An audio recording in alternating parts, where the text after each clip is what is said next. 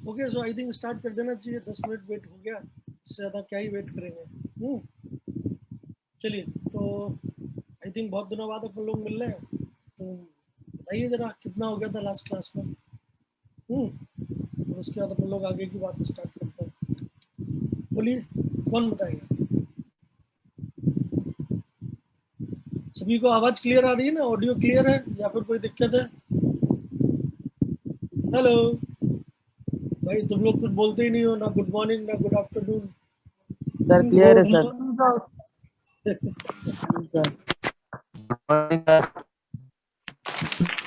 लगता है बोल रहे होंगे। Good morning, sir. Good morning sir. Rutherford model, चलिए। लास्ट क्लास तक हमने, मतलब आखिरी क्लास में हमने बात किया था रदरफोर्ड मॉडल का। और रदरफोर्ड मॉडल में मैंने आपको बताया था कि रदरफोर्ड मॉडल, मतलब रदरफोर्ड के जो एक्सपेरिमेंटल सेटअप है उसके हिसाब से अपन को ऐसा होना चाहिए। सारा का सारा न्यूक्लियस है जिसमें सारा पॉजिटिव चार्ज और मास कंसंट्रेटेड है, और जो इलेक्ट्रॉन है दे revolve around the nucleus in circular orbits. तो ये रदरफोर्ड का मॉडल था जो रदरफोर्ड ने दिया था, ठीक है। सो ऑफ कोर्स मैंने लिमिटेशंस की बात की थी या नहीं लास्ट क्लास में?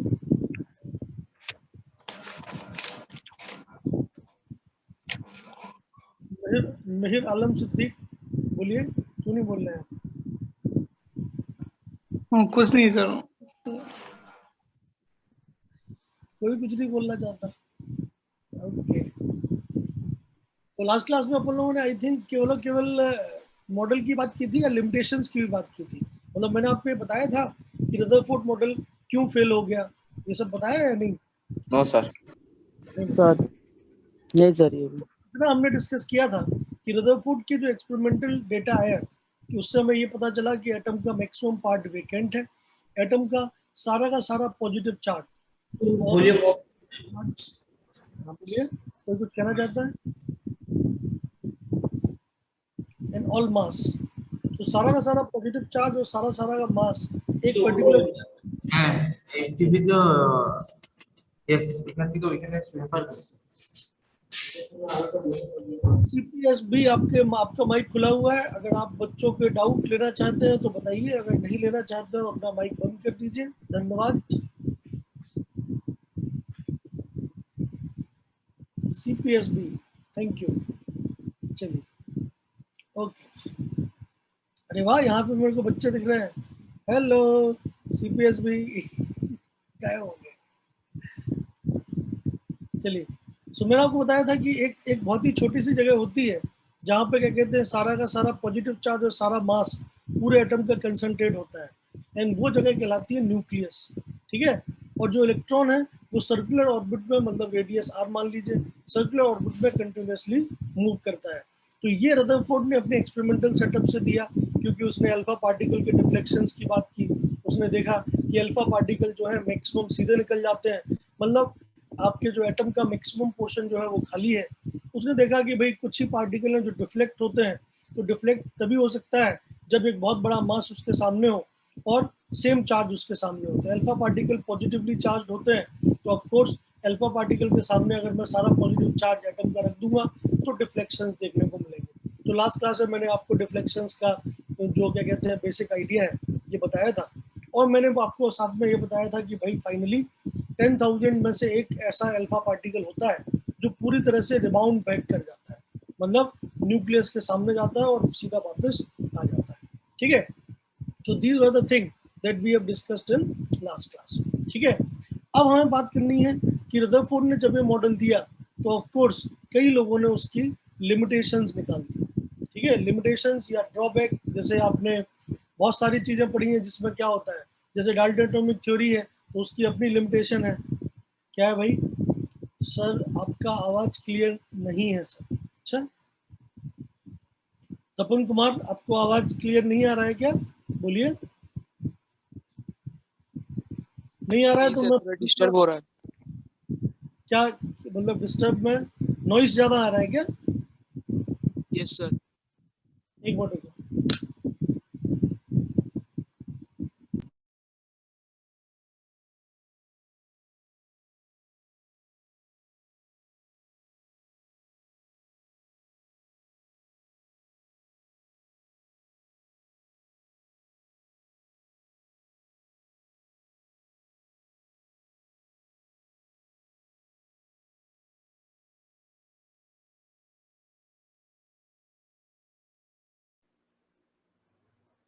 चलिए मैं माइक माइक लगा के देखता हूँ कि अगर आपको बेटर आवाज आए तो माइक से काम करूंगा।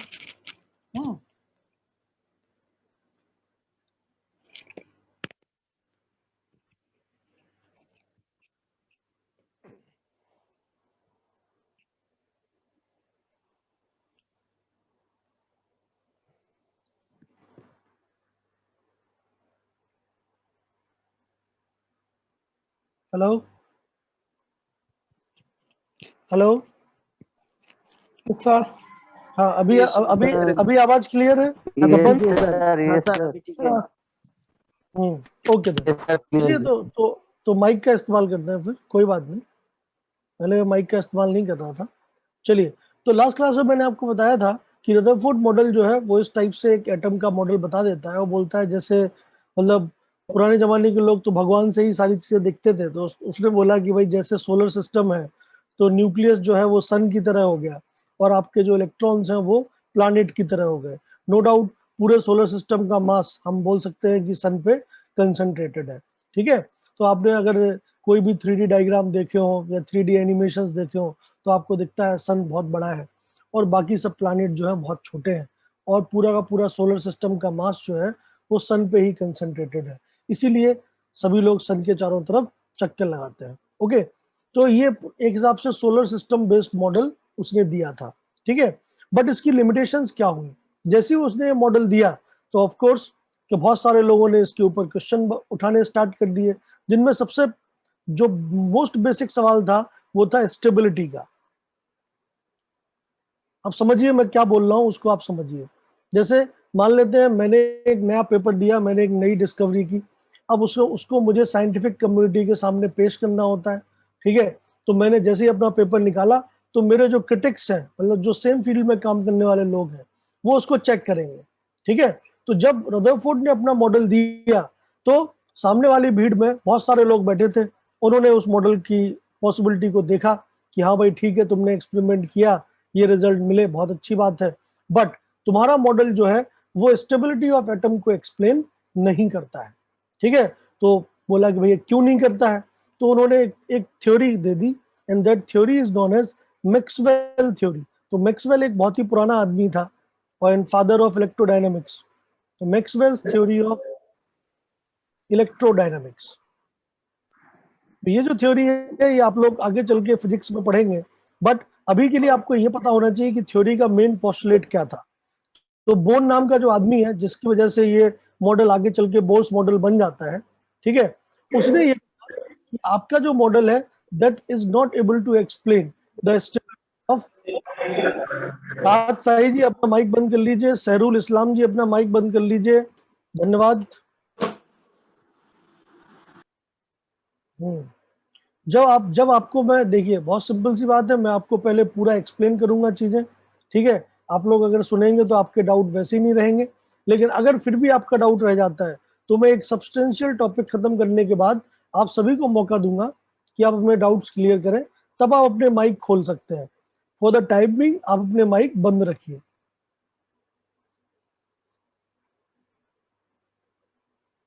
सुहाना बार भूया, आप क्या बोल रही हैं?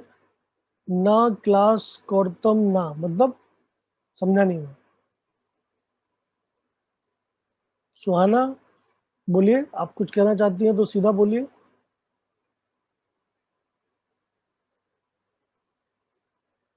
चलिए बहुत बढ़िया। आप पता नहीं, आप मेरे को समझ में नहीं आया आपने जो भी लिखा, बट ओके। सो मैं जो आपको बोल रहा था वो क्या है, वो ये है कि भाई रदरफोर्ड ने अपना मॉडल तो दे दिया, बट उस मॉडल की फिजिबिलिटी को दूसरे लोगों ने चेक किया और उन्होंने फाइनली बोला कि आपका मॉडल जो है वो स्टेबिलिटी ऑफ एटम को एक्सप्लेन नहीं करता है। तो लोगों ने बोला भाई क्यों नहीं करता है, तो उन्होंने बोला कि भैया एक थ्योरी है जो आज से 200 साल पहले दी जा चुकी है, मैक्सवेल थ्योरी ऑफ इलेक्ट्रोडायनेमिक्स। उस थ्योरी में ये बोला जाता है कि जब भी कोई चार्ज पार्टिकल किसी दूसरे चार्ज पार्टिकल की इलेक्ट्रिक फील्ड में मूव करेगा, जैसे अपने केस में एक न्यूक्लियस है, न्यूक्लियस की इलेक्ट्रिक फील्ड में दूसरा चार्ज पार्टिकल इलेक्ट्रॉन मूव कर रहा है, तो उसके ऊपर बाउंडेशन है कि उसको अपनी एनर्जी रिलीज करनी पड़ेगी। ठीक है, so this is the basic idea of Maxwell कि व्हेनेवर, मैं लिख देता हूं, ताकि आप लोग इसे याद रख पाए कि whenever a charged particle, so whenever a charged particle moves in electric field or influence electric field of another charged particle, मतलब जब एक चार्ज पार्टिकल दूसरे चार्ज पार्टिकल के इन्फ्लुएंस में मूव करता है, ठीक है, क्योंकि अट्रैक्शन तो है ही, आप जानते हैं, same charges repel each other, opposite charges attract each other, तो वही वाली बात है कि इलेक्ट्रॉन हमेशा न्यूक्लियस के तरफ एक अट्रैक्शन फील तो करेगा ही करेगा। तो इलेक्ट्रॉन जब भी मूव कर रहा है वो न्यूक्लियस की इलेक्ट्रिक फील्ड में मूव कर रहा है, ठीक है। So whenever charge particle moves in electric field of another charge particle, ठीक है, it should release a part of energy in form of electromagnetic wave। Electromagnetic wave जैसे लाइट। तो ये बोला गया कि जब इलेक्ट्रॉन आपका है वो न्यूक्लियस की इलेक्ट्रिक फील्ड के दौरान मूव कर रहा है तो उसके ऊपर बाउंडेशन है कि उसे कुछ ना कुछ एनर्जी, क्योंकि energy can neither be created nor be destroyed. अगर आपके पास 100 जूल एनर्जी थी और आपको 5 जूल भी रिलीज करनी पड़ रही है तो आपकी एनर्जी घट जाएगी और आपकी एनर्जी कितनी बचेगी, 95। समझ में आ रही बात? तो ऑफ कोर्स जब भी कोई चार्ज पार्टिकल दूसरे चार्ज पार्टिकल के साथ के मतलब मैं कहूँ इन्फ्लुएंस में मूव करता है तो उसके ऊपर एक बाउंडेशन होती है कि उसको अपनी एनर्जी छोड़नी पड़ेगी, ठीक है, थोड़ी बहुत एनर्जी उसे कम करनी पड़ेगी। अब वो चाहे 5 यूनिट हो चाहे 1 यूनिट हो, लेकिन कम तो करना पड़ेगा, ठीक है। अब सोचिए जो मॉडल रदरफोर्ड ने दिया उस मॉडल के हिसाब से इलेक्ट्रॉन को न्यूक्लियस के चारों तरफ चक्कर लगाने हैं। दैट मीन्स इलेक्ट्रॉन को न्यूक्लियस की इलेक्ट्रिक फील्ड में मूव करना है, तो इलेक्ट्रॉन के ऊपर बाउंडेशन है कि उसे अपनी एनर्जी रिलीज करनी पड़ेगी।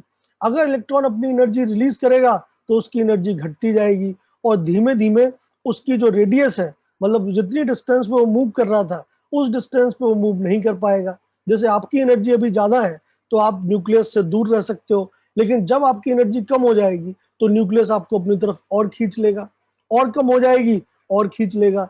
तो इस पर्टिकुलर मॉडल में यही दिक्कत है कि जब एक इलेक्ट्रॉन एनर्जी रिलीज करेगा तो धीमे धीमे हालत ऐसी होगी कि आप एक्सपेक्ट कर रहे हो कि इलेक्ट्रॉन जो है वो इस सर्कुलर ऑर्बिट में मूव करेगा न्यूक्लियस के चारों तरफ, लेकिन due to Maxwell electrodynamic theory मैं ये बोल सकता हूँ कि धीमे धीमे इलेक्ट्रॉन की एनर्जी कम होगी और कम होगी और कम होगी और वो स्पाइरली मूव करते करते करते करते एक ना एक दिन न्यूक्लियस के अंदर सुसाइड कर लेगा। समझ में आ रही बात? That means this is the main drawback of Rutherford model, ठीक है, क्योंकि रदरफोर्ड मॉडल एटम की स्टेबिलिटी को एक्सप्लेन नहीं कर पाया। क्यों नहीं कर पाया? क्योंकि as per Maxwell theory electron अगर न्यूक्लियस के चारों तरफ चक्कर लगाएगा तो उसे हमेशा कुछ ना कुछ एनर्जी रिलीज करनी पड़ेगी, तो धीमे धीमे वो कभी भी सर्कुलर ऑर्बिट में नहीं रह सकता, उसकी रेडियस फिक्स नहीं हो सकती, वो हमेशा धीमे धीमे अपनी रेडियस घटाते हुए और फाइनली न्यूक्लियस के अंदर सबमर्ज हो जाएगा, मतलब सुसाइड कर लेगा, मतलब इलेक्ट्रॉन की कोई एग्जिस्टेंस नहीं रह पाएगी। आप लोग मेरी बात समझ पा रहे हैं इतनी बात या नहीं? बोलिए, ठीक है। ये Yes. इलेक्ट्रोडायनेमिक्स का बेसिक फंडामेंटल रूल है कि जब भी एक चार्ज पार्टिकल दूसरे चार्ज पार्टिकल के इन्फ्लुएंस में मूव करता है तो उसके ऊपर बाउंडेशन है कि उसे कुछ ना कुछ एनर्जी को रिलीज करना पड़ेगा। तो जो लोग सामने बैठे थे उन्होंने यही बोला कि भाई आपका मॉडल से तो एटम स्टेबल है ही नहीं, और अगर हम बात करें तो हम सब एटम से ही मिलके बने हैं। टेक्निकली देखा जाए तो हम क्या है, एज एन इंडिविजुअल मैं बहुत सारे ऑर्गन सिस्टम का नेट सम हूँ। जैसे अगर मैं अपनी ही बात करूं या आपकी बात करूं तो ह्यूमन बॉडी कब सरवाइव कर सकती है, आपकी एग्जिस्टेंस कब तक है, जब तक 9 ऑर्गन सिस्टम एक साथ काम कर रहे हैं। हर एक ऑर्गन सिस्टम में ऑर्गन है, हर एक ऑर्गन अलग अलग टिश्यूज से मिलकर बना है, फिर हर एक टिश्यूज में सेम टाइप की सेल है, लेकिन बिल्डिंग ब्लॉक जो है वो एटम है, क्योंकि सेल भी किससे बना है, एटम से ही मिलकर बना है। तो आप समझ सकते हैं कि अगर एटम ही अनस्टेबल है तो फिर हम सबकी एग्जिस्टेंस पे तो बहुत बड़ा क्वेश्चन मार्क है, लेकिन हम सब तो स्टेबल है, जिंदा है। मतलब क्या है, एटम स्टेबल होना चाहिए, बट आपकी थ्योरी जो है वो एटम की स्टेबिलिटी को एक्सप्लेन नहीं कर पाती। क्लियर है बात? चलिए अब इसमें बताइए आप मेरे को इसमें किसी को कोई दिक्कत है तो जरूर पूछें। उमर साले जी, आपका माइक खुला हुआ है, मेरे को मेरी आवाज सुनाई दे रही है। धन्यवाद। हाँ, अब किसी को कोई डाउट पूछना है इसमें, किसी को कोई भी दिक्कत है तो जरूर पूछें, बोलिए। मैं आपको 2 मिनट का समय देता हूं।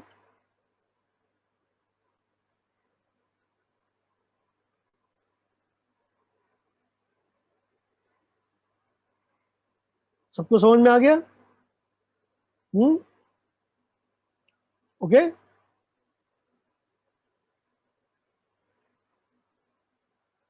कोई कुछ नहीं बोल रहा? अरे वाह, इतना बढ़िया समझा दिया मैंने, किसी को डाउट ही नहीं है। क्या बात, बहुत अच्छी बात।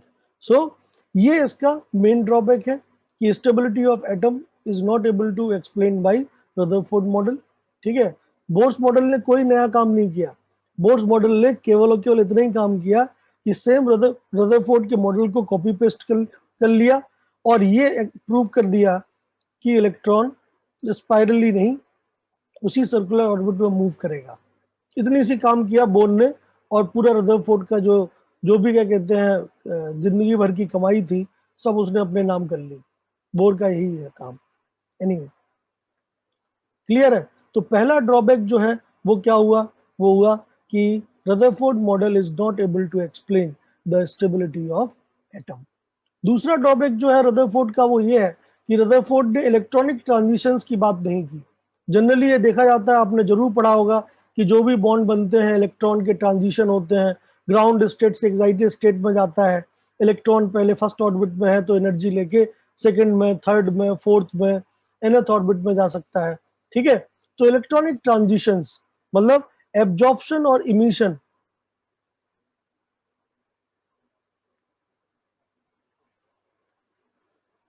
स्पेक्ट्रम को ये एक्सप्लेन नहीं कर पाया। So these are the main limitation और main drawback of Rutherford model. ठीक है, किसी को कोई भी मतलब परेशानी है प्लीज पूछ लीजिए, यही समय है। दूसरों को मत देखिए कि वो नहीं पूछ रहा इसलिए मैं नहीं पूछूंगा। आपको अगर दिक्कत है आप सीधा पूछिए। ठीक है, अपने बारे में सोचिए, थोड़ा सेल्फिश बनिए। ठीक है, तो आपको समझ में आना चाहिए कि स्टेबिलिटी ऑफ एटम को एक्सप्लेन नहीं कर पा रहा।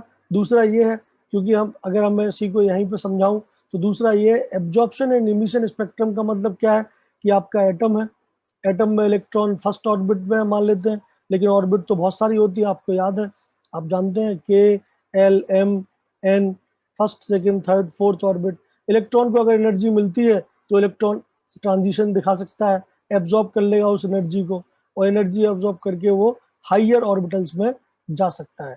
इसी को हम बोलते हैं, जब इलेक्ट्रॉन अपनी नॉर्मल स्टेट में है तो वो कहलाता है ग्राउंड स्टेट, और जब इलेक्ट्रॉन हाइयर ऑर्बिट्स में है तब वो कहलाता है क्या? Excited state. समझ में आ रही बात? तो इस टाइप की बातें जो है वो भी रदरफोर्ड मॉडल में नहीं बोली गई। रदरफोर्ड मॉडल में ऑर्बिटल का कंसेप्ट नहीं है। रदरफोर्ड मॉडल पार्टिकल नेचर पे ही बेस्ड है। इलेक्ट्रॉन को प्योर मतलब पूरी तरीके से पार्टिकल माना गया है। रदरफोर्ड मॉडल की मैं आपने को जितनी भी चीजें मैंने लिखवाई, ठीक है, कि शेडो फॉर्म हो जाता है, ठीक है, मैकेनिकल इफेक्ट होते हैं, पार्टिकल नेचर है इलेक्ट्रॉन का, तो अभी तक केवल पार्टिकल नेचर की बात की गई है। तो ये सारी चीजें जो है कि ग्राउंड स्टेट होता है, एक्साइटेड स्टेट होता है, ये सब रदरफोर्ड मॉडल में नहीं है। ठीक है, क्यों? क्योंकि एनर्जी के को लेके, एनर्जी के कंजर्वेशन को लेके कोई भी मतलब रूल रदरफोर्ड ने नहीं बताया। ठीक है, सो ये है मेन ड्रॉबैक। ड्रॉबैक्स तक में किसी को कोई भी दिक्कत है तो प्लीज पूछे, नहीं है तो हम आगे बढ़ते हैं। कोई कुछ कहना चाहता है? चैट बॉक्स में कोई कुछ कह रहा है? सर सेकंड वन, हाँ तो नवोनीत जी, सेकंड वन का कहना यह है, आपने जरूर पढ़ा होगा कि अगर मैं किसी भी एटम को, ए गैस को थोड़ी बहुत एनर्जी देता हूँ तो वो क्या हो जाता है? एक्साइटेड स्टेट में चला जाता है। एक्साइटेड स्टेट में जाने का मतलब ही यही है कि energy can neither be created nor be destroyed. अगर मान लेते हैं आपके ए गैस वाले नॉर्मल केस में आप इलेक्ट्रॉन हो, आपकी एनर्जी है 100 जूल, अगर मैं आपको 10 जूल बाहर से दे दूं तो आपकी नई एनर्जी क्या होगी? 110 joule. Energy can neither be created nor be destroyed, it can be converted from one form to another और it can be transferred from one place to another. समझ में आ रही बात? ओके, सो एनर्जी हमेशा conserve है। अगर आप किसी भी चीज में एनर्जी को डालेंगे तो ग्राउंड स्टेट में अगर आपके पास इलेक्ट्रॉन है तो वो मिनिमम एनर्जी पे, न्यूक्लियस से मिनिमम डिस्टेंस पे है। ऑफ कोर्स जैसे ही आप उसे एनर्जी देंगे तो वो कोशिश करेगा उस एनर्जी को अकोमोडेट करने की और अपनी एक्साइटेड स्टेट में जाने की कोशिश करेगा। तो हाइयर ऑर्बिटल्स में या हाइयर ऑर्बिट्स में वो जा सकता है। तो जैसे फर्स्ट ऑर्बिट में इलेक्ट्रॉन था तो वो सेकंड में, थर्ड में, फोर्थ में एनर्जी गैप के बेसिस पे हम डिफाइन कर सकते हैं। तो ये चीजें किसने बोली? ये चीजें बोर्ड्स ने बोली। ये चीजें रदरफोर्ड ने कभी नहीं बोली। रदरफोर्ड के लिए तो एटम जो था, इलेक्ट्रॉन जो था वो फिक्स था अपनी जगह पे, वो कुछ एब्जॉर्ब नहीं कर सकता, कुछ इमिट नहीं कर सकता। दैट मीन्स ये जो स्पेक्ट्रम है एब्जॉर्प्शन के, इमिशन के, कि आपने कौन कौन सी एनर्जी कंज्यूम कर ली और हाइयर से लोअर आते वक्त आपने कौन कौन सी एनर्जी रिलीज की, ये चीजें रदरफोर्ड मॉडल में कवर नहीं होती हैं। ठीक है, ये मैं बोलना चाहता हूँ। So electronic transitions are not covered. I think Navoneet Paul आपको मेरी बात समझ में आई है। ठीक है, सो आप इसको ऐसे भी बोल सकते हैं, अगर आपको स्पेक्ट्रम बहुत बड़ी चीज लग रही है, एब्जॉर्प्शन, इमिशन बड़े बड़े टर्म्स लग रहे हैं, तो आप यही बोल सकते हैं कि इलेक्ट्रॉनिक ट्रांजिशंस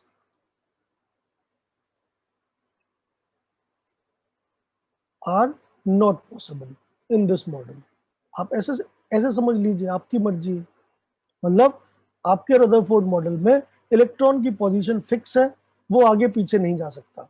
ठीक है, ना ही वो ऊपर जा सकता है एनर्जी लेके और ना ही वो नीचे आ सकता है। मतलब इलेक्ट्रॉनिक ट्रांजिशंस नहीं हो सकते। ठीक है, ओके। और किसी को कोई डाउट है? Navneet Paul, very good.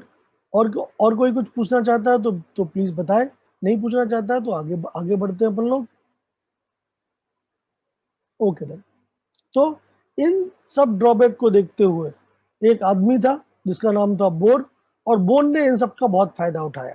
ठीक है, बोर एक, मतलब मैं कहूँ कि मतलब एटॉमिक केमिस्ट तो था ही, लेकिन उसे फिजिक्स भी आती थी, मैक्सवेल की थ्योरी भी आती थी। सो बोर्स ने क्या किया, रदरफोर्ड मॉडल को पूरा कॉपी पेस्ट कर लिया और उसके जो जो ड्रॉबैक थे उनको उसने एक्सप्लेन कर दिया। ठीक है, तो उसने जब उनको एक्सप्लेन कर दिया तो फिर अब वो रदरफोर्ड मॉडल जो था बोर्स मॉडल की नई चीजों के साथ, अब वो नया मॉडल कहलाया, and that is known as Bohr's model, जो कि आपके लिए बहुत ज्यादा इंपॉर्टेंट है एग्जाम पॉइंट ऑफ व्यू से। ठीक है, तो बोर ने क्या किया पहले आप वो समझिए। ठीक है, किताबों में तो एक 1 2 3 4 लिखा रहता है, वो तो आप पढ़ ही सकते हो, उसमें कोई दिक्कत नहीं। बट जो बेसिक आइडिया है कि कैसे रदरफोर्ड मॉडल बोर्स मॉडल में चेंज हो गया, क्योंकि बोर और रदरफोर्ड में कोई ज्यादा अंतर नहीं है। अंतर केवल किसका है कि रदरफोर्ड जो जो चीजें एक्सप्लेन नहीं कर पाया वो भाई साहब बोर ने एक्सप्लेन कर दिया। यही तो है मेन बात। ठीक है, सो बोर ने क्या किया, बोर ने सबसे पहले स्टेबिलिटी ऑफ एटम को एक्सप्लेन किया। तो उसने क्या किया, उसने मैक्सवेल की थ्योरी सॉल्व की। किसके लिए?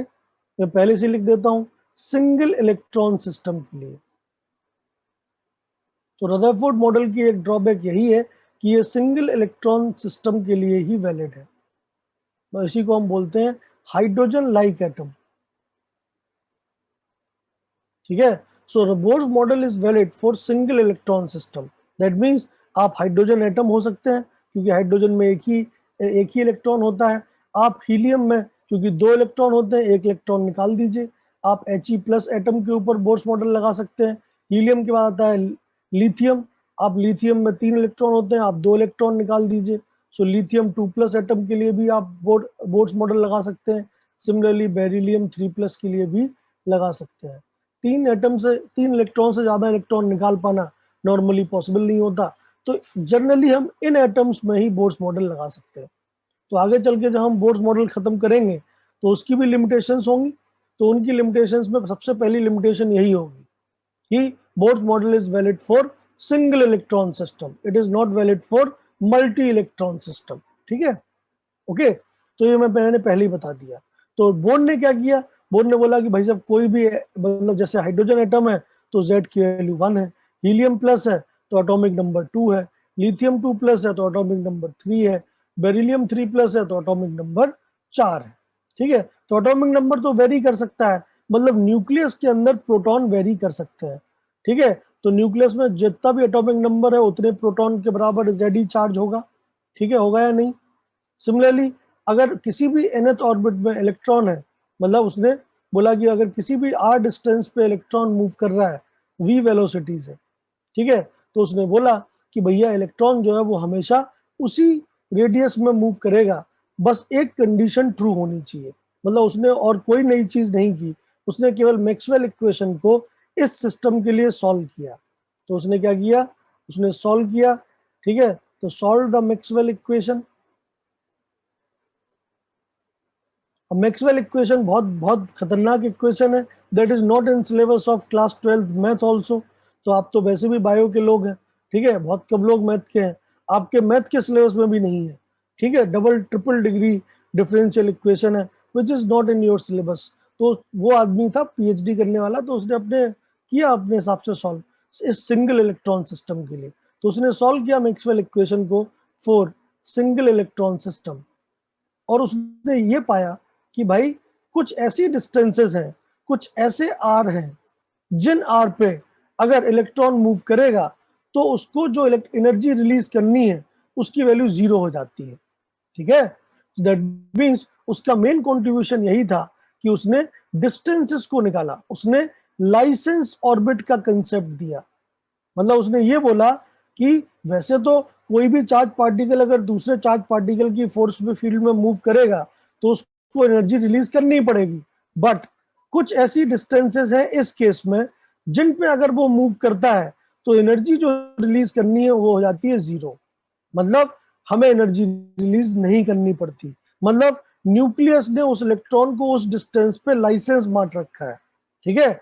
उसी को उसने बोला लाइसेंस ऑर्बिट या स्टेशनरी ऑर्बिट, ठीक है, या इसी को उसने बोला क्या, फिक्स्ड ऑर्बिट, ठीक है, या नॉन रेडिएटिंग ऑर्बिट। आप कुछ ही बोल सकते हैं कि उसने अपना एक, मतलब मैं कहूं कि सॉल्व किया इस सिस्टम के लिए, सिंगल इलेक्ट्रॉन सिस्टम के लिए, और वो डिस्टेंसेस निकाल ली जिस डिस्टेंसेस पे इलेक्ट्रॉन को मूव करने के दौरान कोई एनर्जी रिलीज करने की जरूरत नहीं है। समझ में आ रही बात? ओके, सो उनको उसने बोला स्टेशनरी ऑर्बिट और लाइसेंस ऑर्बिट, ठीक है, समझ में आ रही बात, या फिक्स्ड ऑर्बिट्स, ठीक है। तो उसने एक हिसाब से देखा जाए तो उसने क्या किया, डिस्टेंस का क्वांटाइजेशन किया। अब देखिए ये सारे वर्ड जो है वो बहुत ज्यादा इंपॉर्टेंट है। फिजिक्स में क्वांटाइजेशन का इस्तेमाल बार बार होगा, अगर आपके बेसिस क्लियर नहीं है तो आपको हमेशा दिक्कत होगी। तो क्वांटाइजेशन का मतलब क्या होता है कि डिस्टेंसेस जो है वो एक जनरल फॉर्मूले से रिप्रेजेंट हो सकती हैं, और उनको हमने लाइसेंस दे रखा है कि उन अगर डिस्टेंसेस पे कोई मूव करेगा तो फिर उसे कुछ भी रेडिएट करने की जरूरत नहीं है। मतलब उनको हम नॉन रेडिएटिंग ऑर्बिट्स भी बोल सकते हैं। आप सभी लोग समझ पा रहे हैं मेरी बात या नहीं? बोलिए मैं क्या बोल रहा हूँ। मैं बोल रहा हूँ बोर्न नाम का एक आदमी था, उसने पूरे रदरफोर्ड के जीवन को कैप्चर कर लिया। जैसे रदरफोर्ड ने अपना मॉडल दिया उसने पूरा कॉपी पेस्ट कर लिया, और उसने ये देखा कि रदरफोर्ड में ये दिक्कत है कि इलेक्ट्रॉन को हमेशा एनर्जी निकालनी पड़ रही है, रदरफोर्ड इसको एक्सप्लेन नहीं कर पा रहा। तो उसने खुद सॉल्व किया मैक्सवेल इक्वेशन को इस सिस्टम के लिए, और क्या बोला कि भैया कुछ ऐसी डिस्टेंसेस आती हैं, ठीक है, ऑल्दो वो क्वांटाइज्ड है, मतलब वो एक जनरल फॉर्मूले से रिप्रेजेंट होती हैं, उन डिस्टेंसेस पे अगर इलेक्ट्रॉन मूव करेगा तो इलेक्ट्रॉन को एनर्जी रिलीज करने की आवश्यकता नहीं है। समझ में आ रही बात? Okay, so this is the main thing जो कि आपको समझ में आनी चाहिए। बोलिए इसमें किसी को कोई भी डाउट है? क्योंकि ये बहुत ही इंपॉर्टेंट बात है एग्जाम पॉइंट ऑफ व्यू से, ठीक है, कि कैसे नॉन रेडिएटिंग कंसेप्ट या स्टेशनरी ऑर्बिट का कंसेप्ट जो है वो आया। बोलिए कोई कुछ कहना चाहता है? समझ में आया सबको? जेड ई का मतलब क्या है भैया? जेड आपका एटॉमिक नंबर है, ई आपका चार्ज है, ठीक है। अब सोचो अगर आपका एटॉमिक नंबर जेड है, मैंने आपको लास्ट क्लासेस में बताया कि एटॉमिक नंबर आपका जितना होता है उतने ही आपके ऊपर इलेक्ट्रॉन होते हैं और उतने ही आपके न्यूक्लियस में प्रोटॉन होते हैं, ठीक है। तो अगर आपका एटॉमिक नंबर जेड है तो ये बात तो पक्की है कि आपके न्यूक्लियस में जेड प्रोटॉन है। तो जेड प्रोटॉन का टोटल चार्ज कितना होगा? इलेक्ट्रॉन का जितना चार्ज होता है प्रोटॉन का भी उतना ही होता है, तो ई के बराबर ही होगा, बस वो पॉजिटिव होगा। इलेक्ट्रॉन का चार्ज कितना है, E के बराबर है, लेकिन वो नेगेटिव है, ठीक है। तो टोटल प्रोटॉन तो Z के बराबर है, तो टोटल न्यूक्लियस का चार्ज Ze है, ठीक है। लेकिन इलेक्ट्रॉन का चार्ज, इलेक्ट्रॉन तो सिंगल है, क्योंकि बाकी इलेक्ट्रॉन को तो हमने निकाल दिया, सिंगल इलेक्ट्रॉन सिस्टम की बात कर रहे हैं, ठीक है। तो उसके ऊपर टोटल चार्ज तो E माइनस के बराबर है, ओके। तो किसने सवाल पूछा था ये, आप समझ गए? आ गया सवाल, चैट। तपन कुमार, ठीक है। तो तपन कुमार चक्रवर्ती साहब, भाई समझ में आया आपको ZE का मतलब? Yes, sir. ओके। तो ZE का मतलब एटॉमिक नंबर जितना है, जैसे मैंने Z की वैल्यू लिखी है ना यहाँ पे, अगर हाइड्रोजन एटम होगा तो एक ही प्रोटॉन होगा, तो E के बराबर चार्ज होगा। हीलियम का एटम होगा तो 2E चार्ज होगा, लिथियम का होगा तो 3E चार्ज होगा न्यूक्लियस पे, बेरिलियम का होगा तो 4E चार्ज होगा, लेकिन इलेक्ट्रॉन तो एक ही है, ठीक है। क्लियर? बोलो, समझ में आ गया? ओके। Yes, sir.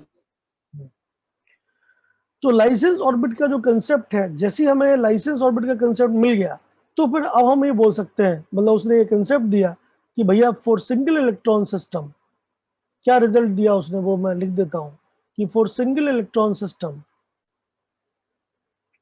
ठीक है, the distances for non radiating orbits,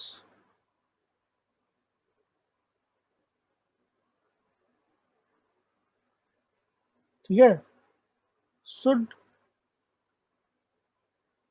satisfy the following condition.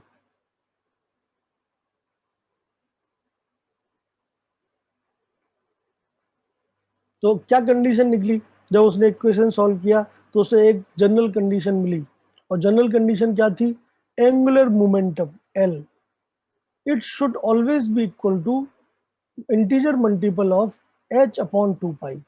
So this is the most prime condition given by Bohr after solving the Maxwell equation. ये चीज क्या है, ये चीज है एंगुलर मोमेंट। मैं आपको एक्सप्लेन कर दूंगा, क्योंकि फिजिक्स में आप लोग ये सारी चीजें पढ़ेंगे। n क्या है, n है कोई भी पॉजिटिव इंटीजर, ऑर्बिट नंबर, हम ये भी लिख सकते हैं, first orbit, second orbit, third orbit, उसके लिए h क्या है, h है प्लांक कांस्टेंट, एक कांस्टेंट है। पाई क्या है, आप जानते हैं मैथमेटिकल कांस्टेंट है, पाई की वैल्यू क्या होती है 22/7। तो ये चीज है जो उसने निकाल के दी कि भैया अगर मुझे वो डिस्टेंसेस निकालनी है जिन जिन डिस्टेंसेस पे इलेक्ट्रॉन को कुछ भी छोड़ने की जरूरत नहीं है, कोई भी एनर्जी रिलीज करने की जरूरत नहीं है, तो ये कंडीशन हमेशा होल्ड ट्रू होनी चाहिए। दैट मीन्स उस इलेक्ट्रॉन का एंगुलर मोमेंटम हमेशा h/2 के इंटीजर मल्टीपल में आना चाहिए, ठीक है। यह मतलब क्वांटाइजेशन की बात है। इंटीजर मल्टीपल मतलब n की वैल्यू क्या हो सकती है, फर्स्ट ऑर्बिट है तो 1, सेकंड ऑर्बिट है तो 2, थर्ड ऑर्बिट है तो 3, इस टाइप से, ठीक है। तो हमेशा h/2 के मल्टीपल्स में ही एंगुलर मोमेंटम आना चाहिए। अब पहली चीज, आप लोगों में से कितने लोग एंगुलर मोमेंटम नहीं जानते हैं, बोलिए, एंगुलर मोमेंटम सुना है आपने या नहीं?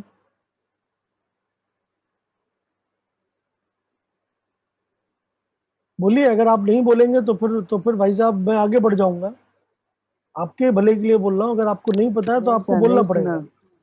नहीं सुना? नहीं सुना। ठीक, नहीं सर। ओके ओके, एक आदमी ने बोल दिया काफी है।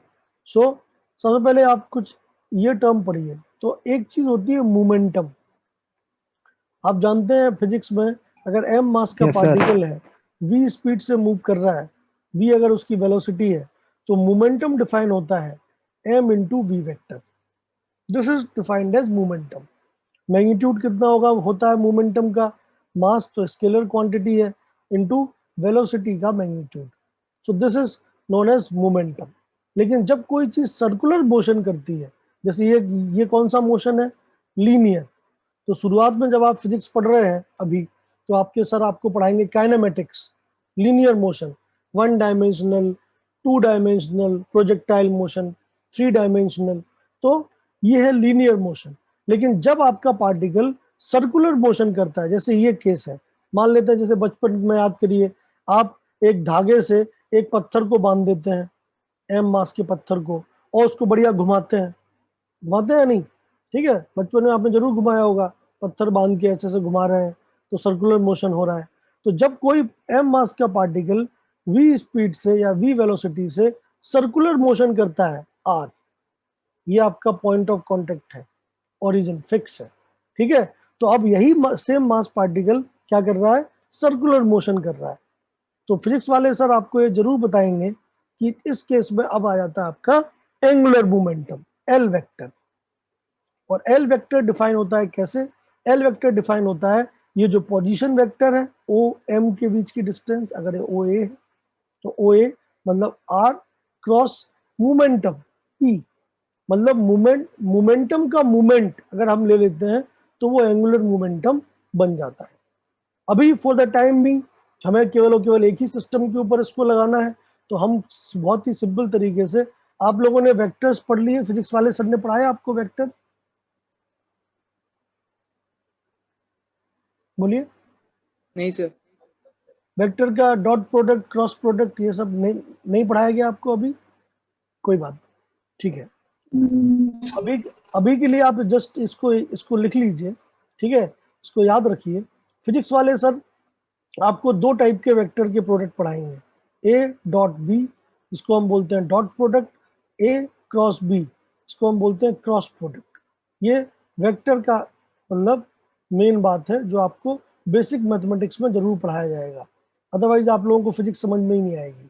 ठीक है, मुझे आपको फिजिक्स नहीं पढ़ाना है, मुझे केवल और केवल काम की बात उठानी है कि भैया एंगुलर मोमेंटम इतना होता है, ताकि मैं अपना मॉडल एक्सप्लेन कर पाऊँ। ठीक है, फिजिक्स वाले सर को बहुत डिटेल में पढ़ना है, वो आपको पढ़ाएंगे पूरा डॉट प्रोडक्ट क्या होता है, क्रॉस प्रोडक्ट क्या होता है, और इनके सिग्निफिकेंस क्या होते हैं, वो आपको फिजिक्स वाले सर जरूर पढ़ाएंगे, क्योंकि उनके सिलेबस में है ये पूरा। और ये मोमेंटम, एंगुलर मोमेंटम, ये पूरा आएगा। सर्कुलर मोशन नाम का तो एक पूरा चैप्टर ही है आपके फिजिक्स पर। ठीक है, तो आप पढ़ेंगे। अभी के लिए आप केवल इतना याद रखिए कि एंगुलर मोमेंटम सर्कुलर मोशन के दौरान कितना होता है। तो एल की वैल्यू जो है सर्कुलर मोशन के दौरान मैग्नीट्यूड वाइज होती है आर इंटू पी के बराबर। ठीक है, आर मतलब आपकी रेडियस इंटू पी, पी मतलब कितना? M into V. That means overall angular momentum हो जाता है आपके केस में एम वी आर के बराबर। ठीक है, जहां पे आर आपकी डिस्टेंस है, उसका मैग्नीट्यूड है, और एम वी क्या है? आपके मोमेंटम का मैग्नीट्यूड है। समझ में आ रही बात? ओके, तो सर्कुलर मोशन के दौरान मैं ऐसे लिख देता हूं यहाँ पे कि for circular motion angular momentum is defined as M V R. तो इसको आप जरूर अभी याद कर लीजिए। ठीक है, ओके, नो डाउट ये पूरा का पूरा टॉपिक फिजिक्स में आएगा, और तब आपको लगेगा कि ये तो बहुत ही आसान चीज है। ठीक है, बट अभी के लिए क्योंकि मैं आपको मतलब पूरा वेक्टर और पूरा फिजिक्स के टॉपिक नहीं पढ़ा सकता, तो मुझे जितना जरूरी है केमिस्ट्री के लिए मैं उतना ले रहा हूँ।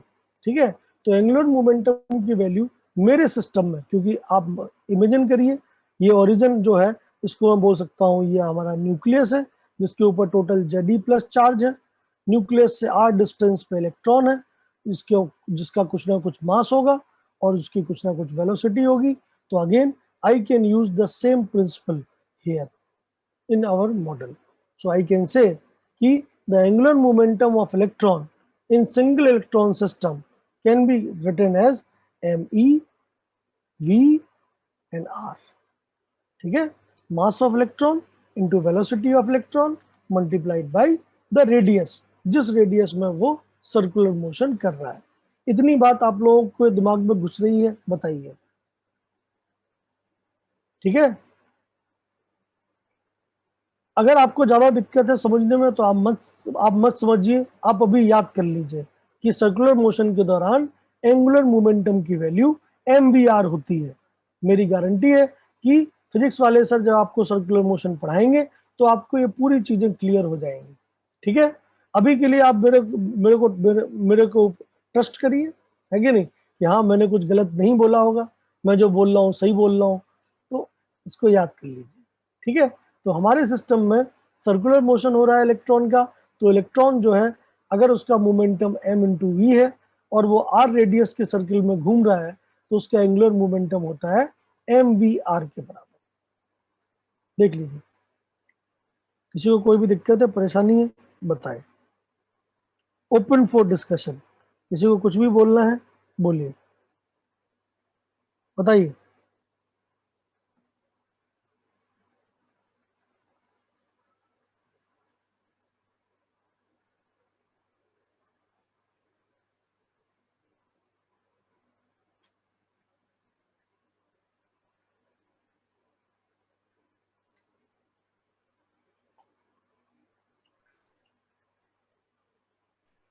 कोई कुछ कहना चाहता है?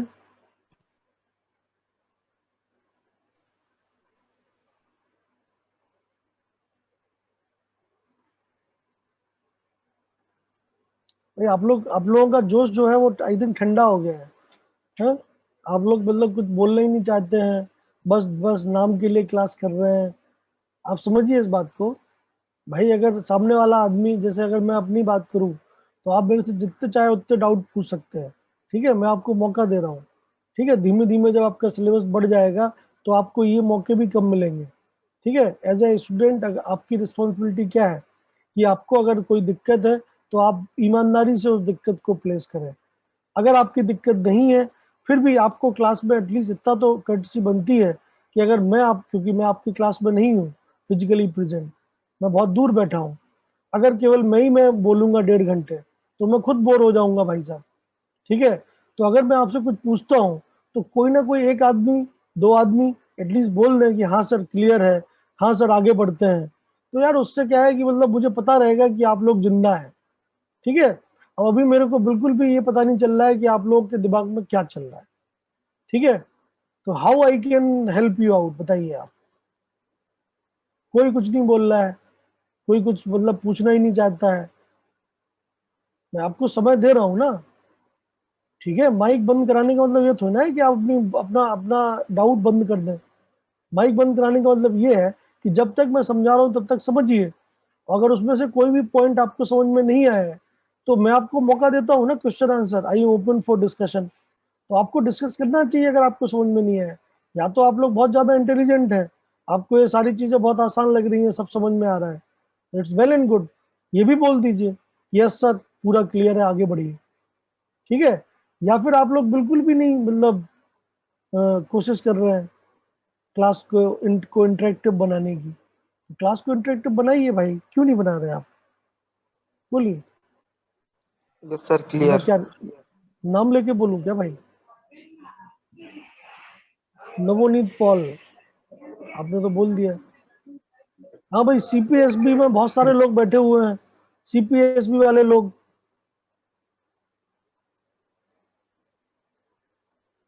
सीपीएसबी वाले लोग जो हैं वो बहुत सारे लोग बैठे हुए हैं, मैंने देखा क्लासरूम में, ठीक है। 7-8 लोग तो दिखे मेरे को, एक बार उनसे बात करवाइए मेरी, जो भी हो वहां पे प्रेजेंट आदमी सीपीएसबी वाला। देखिए आदमी गायब है। चलिए भाई, क्या ही किया जाएगा, बोलिए।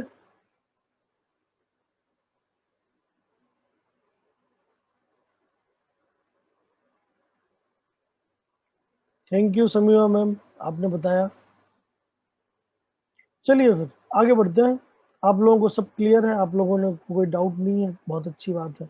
चलिए, so as per Bohr's model, Bohr's ने जो मतलब हमें तरीका दिया, वो तरीके के हिसाब से हमें क्या पता चला कि अगर मेरे पास कोई भी हाइड्रोजन लाइक एटम है जिसके एटॉमिक नंबर Z है और मेरा कोई इलेक्ट्रॉन है जो nth ऑर्बिट में है, मान लेते हैं उसकी रेडियस है Rn, इलेक्ट्रॉन का जो मास है वो है me और इलेक्ट्रॉन की जो वेलोसिटी है उस ऑर्बिट में वो है vn। तो इस पर्टिकुलर सर्कुलर मोशन को एग्जिस्ट कराने के लिए बोर ने क्या क्या चीजें बोली। तो दो चीजें हैं जो कि आप समझ सकते हैं अगर मैं मैथमेटिकल मॉडलिंग करूं बोर्स मॉडल की।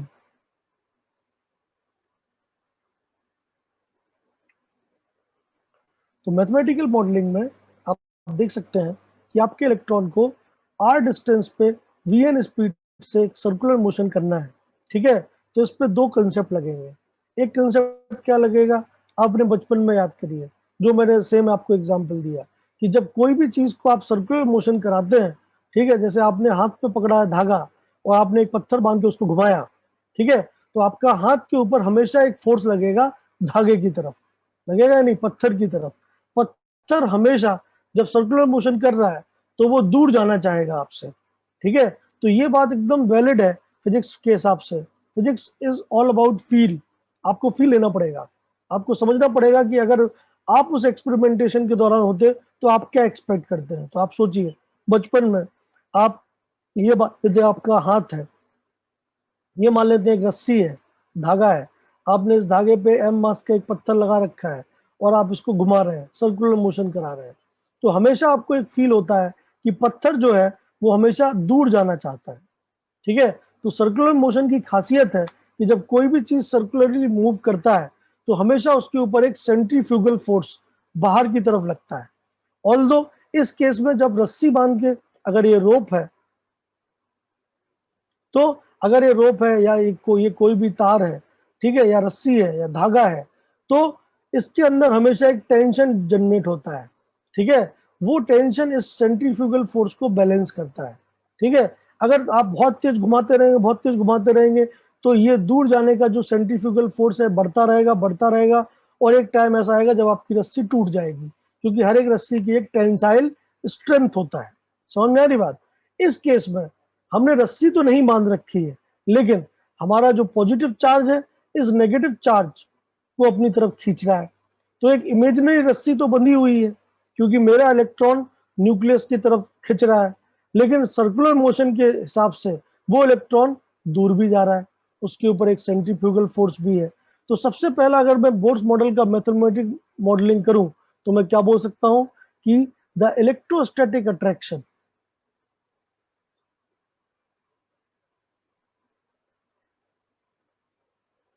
ठीक है, should be balanced by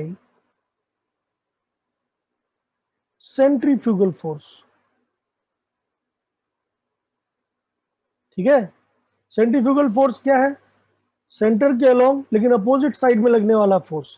तो आप कभी भी इमेजिन करके देख सकते हैं, अभी भी आप करना चाहते हैं तो अभी भी आप किसी भी चीज को सर्कुलरली घुमाइए, ठीक है, अगर अपने हाथ पे उसका पॉइंट ऑफ कांटेक्ट रखिए, ओरिजिन रखिए, हमेशा आपका हाथ जो है वो उस डायरेक्शन में जाने की कोशिश करेगा by default, and that is known as centrifugal force, ठीक है।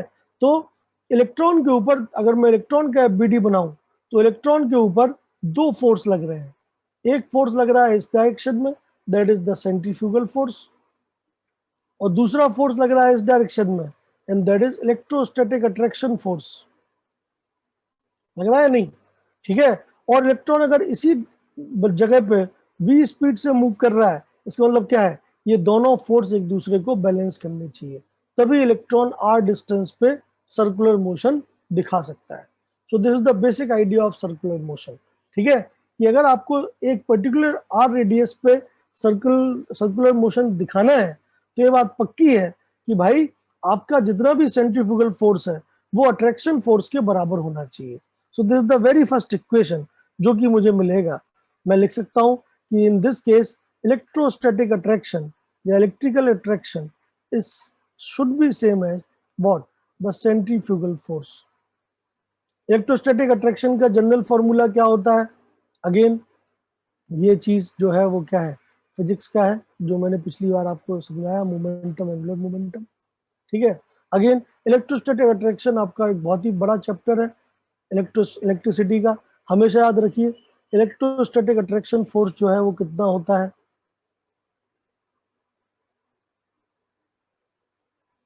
या रिपल्शन।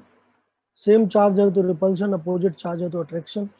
तो आप जानते हैं कि अगर आपके पास एक चार्ज है Q1 और एक चार्ज है Q2 और उनके बीच की डिस्टेंस है R, तो इनके बीच में जो इलेक्ट्रोस्टैटिक अट्रैक्शन फोर्स होता है that is always equal to K, एक constant, Q1 Q2 multiplication of charge divide by R square, ठीक है। So this is about the okay, so this is about the electrostatic force, तो this मतलब you should remember, ठीक है, आप लोगों को ये हमेशा देखने को मिलेगा फिजिक्स में भी और यहाँ पे भी कि भाई इलेक्ट्रोस्टैटिक फोर्स जो है that is always directly proportional to multiplication of charge and inversely proportional to the square of the distance. Okay, तो ये आपको बिल्कुल नोट करना चाहिए। Okay, so this is about electrostatic attraction. तो अगर मैं बोलूँ कि आपके जो न्यूक्लियस है वो है ZE और आपका इलेक्ट्रॉन है वो है E और बीच की डिस्टेंस है R, तो टोटल इलेक्ट्रोस्टैटिक अट्रैक्शन कितना होगा बताइए? टोटल इलेक्ट्रोस्टैटिक अट्रैक्शन होगा K कांस्टेंट, ZE न्यूक्लियस पे चार्ज, E इलेक्ट्रॉन पे चार्ज डिवाइड बाय जो भी डिस्टेंस है R। ये अगर मैंने Rn मान रखा है तो Rn का square. So this is your electrostatic attraction force. Clear है? कोई भी डाउट है किसी को? ठीक है, ये जो पर्टिकुलर फॉर्मूला है, दिस फॉर्मूला इज फिक्स्ड।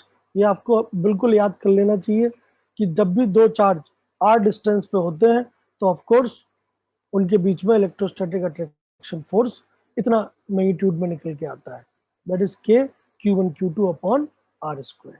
ठीक है, देखिए अगर आपको मैथमेटिक्स या मैथमेटिकल डेरिवेशन में दिक्कत हो रही है, आप बिल्कुल भी इसमें मतलब डरने की आवश्यकता नहीं है। ठीक है, क्योंकि जो फाइनल रिजल्ट निकलेंगे that is much more important. ठीक है, तो मेरा काम है, क्योंकि मुझे पता है इसलिए मैं आपको बता रहा हूँ। ठीक है, अगर आप समझ पाते हैं वेरी गुड, बहुत अच्छी बात है। ठीक है, अगर आप नहीं समझ पाते हैं तो घबराने की कोई जरूरत नहीं है। ठीक है, क्योंकि जो ये चीज है, ये चीज आपसे केमिस्ट्री में नहीं पूछी जाएगी। आपसे केमिस्ट्री में क्या पूछा जाएगा? मैथमेटिकल मॉडलिंग से निकले हुए रिजल्ट्स। तो जो रिजल्ट्स हैं वो ज्यादा इंपॉर्टेंट है। ठीक है, नो डाउट अगर आपको रिजल्ट निकालने भी आ गए तो आप तो फिर एक्सपर्ट हो गए। ठीक है, लेकिन अगर आपको रिजल्ट निकालने नहीं आ रहे हैं, आप नहीं मतलब आपको मैथमेटिक्स से डर लगता है और आपसे नहीं क्लियर हो रहा है, तो आप बिल्कुल घबराइए मत। ठीक है, फाइनल रिजल्ट क्या निकलेगा दैट इज मोर इम्पॉर्टेंट। ठीक है, सो उसके ऊपर ध्यान दीजिए। तो इलेक्ट्रोस्टैटिक अट्रैक्शन फोर्स हमारे लिए इतना निकल के आएगा। सिमिलरली जो सेंट्रीफ्यूगल फोर्स है वो कितना होता है? तो सेंट्रीफ्यूगल फोर्स का जनरल रूल होता है सर्कुलर मोशन में कि अगर कोई भी ऑब्जेक्ट, ठीक है, सर्कुलर मोशन कर रहा है r रेडियस में, m मास का ऑब्जेक्ट और उसकी स्पीड v है, तो सेंट्रीफ्यूगल फोर्स का मैग्नीट्यूड फिजिक्स से ही निकल के आता है। फिजिक्स वाले सर भी आपको प्रूव कराएंगे। Mass of the object, velocity of the object का square divide by the radius, कि कितनी रेडियस के सर्किल में वो घूम रहा है। So this is the second equation. So they are the prerequisite. Again किसका टॉपिक है? फिजिक्स का। ठीक है, ओके, तो सर्कुलर मोशन के दौरान सेंट्रीफ्यूगल फोर्स का मैग्नीट्यूड, अगर आप आपका मास m है, आपकी स्पीड v है और आप r रेडियस के सर्किल में घूम रहे हैं, तो आपके ऊपर सेंट्रीफ्यूगल या सेंट्रीपिटल फोर्स का मैग्नीट्यूड इतना निकल के आता है। ठीक है, अगर आप चार्ज है, आपके ऊपर चार्ज Q1 है और आपके सामने वाले पे चार्ज Q2 है, तो आप दोनों के बीच में जो इलेक्ट्रोस्टैटिक फोर्स होगा वो होगा K Q1 Q2 upon R square. ठीक है, इन दोनों चीजों को हम इंक्लूड करते हैं अपने डिस्कशन में, क्योंकि हमें अपने एटम के लिए इलेक्ट्रिकल फोर्सेस को सेंट्रीफ्यूगल फोर्सेस के बराबर करना है। तो बताइए, अगर मेरा इलेक्ट्रॉन Rn रेडियस पे Me मास का इलेक्ट्रॉन Vn स्पीड से घूम रहा है, तो बताइए इलेक्ट्रोस्टैटिक फोर्स कितना होना चाहिए? K कांस्टेंट, Q1 कितना है? Ze के बराबर, तो Q1 हो गया Ze, Q2 कितना है? E के बराबर, सो वो हो गया E डिवाइड बाई R कितना है? Rn के बराबर, Rn square. So this is your electrostatic force between nucleus and electron. And centrifugal force कितना है होता है? सेंट्रीफ्यूगल फोर्स होता है मास वेलोसिटी का स्क्वायर डिवाइड बाई रेडियस। सो इस केस में मास कितना है इलेक्ट्रॉन का? me, वेलोसिटी कितना है? vn स्क्वायर और रेडियस कितना है? rn। So this is your first mathematical equation for Bohr's model। देख लीजिए। I am open for discussion again। आपको कोई भी दिक्कत है, परेशानी है, बताइए। ठीक है, बोलिए। तो बेसिक आइडिया क्या है कि अगर मुझे जैसे अगर मैं मून की बात करूं जो कि अर्थ के चारों तरफ चक्कर लगा रहा है, मान लेते सर्कल ही है, तो मून जो है वो हमेशा ड्रिफ्ट होगा अर्थ से दूर। लेकिन इस केस में अर्थ बहुत बड़ा है मून से, तो अर्थ का जो ग्रेविटेशनल पुल है वो उसको ड्रिफ्ट होने से बचाता है, उसको अपनी तरफ खींच रहा है। ठीक है, समझ में आई बात? तो मून, क्योंकि कोई भी चीज जो सर्कुलर मोशन करेगी वो हमेशा दूर छिटक जाने की कोशिश करेगी, तो उसको दूर जाने से बचाने के लिए हमेशा कोई ना कोई पुलिंग इफेक्ट लगाना पड़ेगा।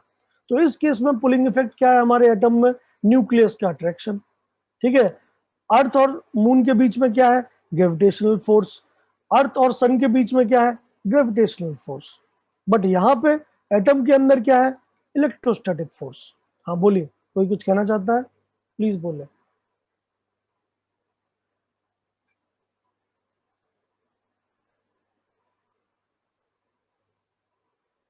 बोलिए, कोई किसी को कोई डाउट, परेशानी? No sir, clear. फिर से समझाइए। तो फिर से मैं अब आपको वही बोल रहा हूँ कि देखो, आपके पास एक न्यूक्लियस है, एक इलेक्ट्रॉन है। सर्कुलर मोशन अगर इलेक्ट्रॉन को करना है तो हमेशा इलेक्ट्रॉन न्यूक्लियस से दूर जाना चाहेगा। लेकिन उस जितने फोर्स से वो दूर जाना चाहेगा, अगर उसे अपनी डिस्टेंस को मेंटेन करना है, तो जितना फोर्स दूर जाने वाला लग रहा है उतनी फोर्स उसके ऊपर क्या लगना चाहिए? अट्रैक्शन वाला। तभी जाके वो कांस्टेंट रेडियस पे मूव कर पाएगा, सर्कुलर मोशन कर पाएगा। तो पहला रूल तो यही है कि जितना न्यूक्लियस अट्रैक्ट कर रहा है उतना ही सेंट्रीफ्यूगल फोर्स होना चाहिए। न्यूक्लियस के अट्रैक्शन किसके बराबर है? कि charge on the nucleus, charge on the electron divide by the distance का स्क्वायर। और सेंट्रीफ्यूगल फोर्स, जो दूर जाने वाला फोर्स है, वो कितना है? Mass of the particle, velocity of the particle का स्क्वायर अपॉन द रेडियस। तो ये दोनों चीजें बराबर होनी चाहिए। This is the basic idea. ठीक है, यस ओके। सर। हाँ, तो पहला जो आपको आपको रूल मिला, ठीक है, वो क्या मिला? पहला आपको जो रूल मिला वो मिला के Z E into E upon are N square should be same as M E V N square upon are N. So this is your first rule और फर्स्ट मैथमेटिकल इक्वेशन। समझ में आ रही बात? क्लियर? ओके। सेकंड रूल क्या है? Second rule तो भैया लाइसेंस ऑर्बिट वाला है, एंगुलर मोमेंटम वाला है, वो तो आपको पता ही है। तो angular momentum should always be integer multiple of h upon 2 pi. तो अगर मैं एंगुलर मोमेंटम को देखूं लाइसेंस ऑर्बिट के लिए या उसी ऑर्बिट के लिए, कि अगर जेड ई पे आपका इलेक्ट्रॉन है और वो आर एन nth ऑर्बिट में है, उसका मास एम ई है, उसकी स्पीड वी एन है, तो मैं क्या लिख सकता हूँ? एंगुलर मोमेंटम दैट इज, कितना होता है एंगुलर मोमेंटम? मैंने प्रूव करके दिया था आपको। एंगुलर मोमेंटम होता है mass into velocity into radius. तो वो आप यहाँ पे यूज कर लीजिए। तो मास किसका है? इलेक्ट्रॉन का। वेलोसिटी कितनी है? V n. रेडियस कितनी? R n. And that should be equal to n H upon 2 pi. So this is the second equation. ठीक है, इनमें के कांस्टेंट है, जेड कांस्टेंट है, ई कांस्टेंट है, आर एन वेरिएबल है, मास ऑफ इलेक्ट्रॉन कांस्टेंट है, v N और r n variable है। मतलब जो वेरिएबल्स हैं वो है वेलोसिटी nth ऑर्बिट में एंड रेडियस nth ऑर्बिट में। इसके अलावा बाकी सब चीजें कांस्टेंट है। ठीक है, तो जब सारी चीजें कांस्टेंट है, दो इक्वेशन है, दो वेरिएबल है, तो we need to solve these equation. Bohr ने यही काम किया था for v n and r n. तो इन दोनों इक्वेशन को सॉल्व करके मैं वी एन और आर एन की वैल्यू निकालना चाहता हूँ। चलिए, अगेन आपको कोई भी दिक्कत आई है प्लीज बताइए, बोलिए, क्योंकि यहां तक बहुत इंपॉर्टेंट बात है। ठीक है, पहली चीज, सर्कुलर मोशन होना है तो दो चीजें होनी है। एक, जो भी उसका सेंट्रीफ्यूगल फोर्स है that should be balanced by electrostatic attraction, जो पहली इक्वेशन है। दूसरा, क्योंकि जो भी इलेक्ट्रॉन मूव कर रहा है वो न्यूक्लियस की फोर्स फील्ड में मूव कर रहा है, तो इलेक्ट्रॉन को तो एनर्जी छोड़नी पड़ेगी, तो स्टेबिलिटी नहीं रह पाएगी। तो स्टेबिलिटी को एक्सप्लेन करने के लिए सेकंड रूल है कि angular momentum will always be equal to integer multiple of h upon 2 pi. ठीक है, बोलिए, किसी को कोई भी दिक्कत है, परेशानी है, कुछ कहना चाहता है तो बिल्कुल कहे, बताए।